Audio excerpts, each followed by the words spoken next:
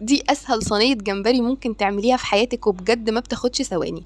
هنا معايا نص كيلو جمبري جامبو، هنضفه بطريقه سهله جدا عن طريق الفقره الثالثه كده اللي في ظهره. هحط اي حاجه رفيعه هتطلع معايا حبل الرمل بكل سهوله. نفس الصينيه اللي هحطها في الفرن هي نفس الصينيه اللي هشتغل فيها. قطعه زبده كبيره كده ما تبخليش، وحطي اي خضار انت بتحبيه، بصل جزر فلفل الوان، بس الجزر كتري منه لانه بيدي كده طعم مسكر وجميل في الطاجن. معايا هنا معلقه كبيره من تتبيله السمك اللي احنا بنعملها ومتعودين عليها، وانا عندي هنا تتبيله خطيره على الصفحه شوفيها. معايا هنا كمان معلقه كبيره من معجون الطماطم، وحبه اوراق من الكزبره، وكمان معايا عصره ليمونه كبيره كده بتدي طعم وريحه فظيعه. هنقلب كل المكونات الحلوه دي مع بعض لحد ما يتبلوا، وبعد كده نقوم نازلين عليه بالجمبري. نقلب يا دوبك حاجات بسيطه، الجمبري من الحاجات الحساسه اللي ما بيحتاجش تسويه.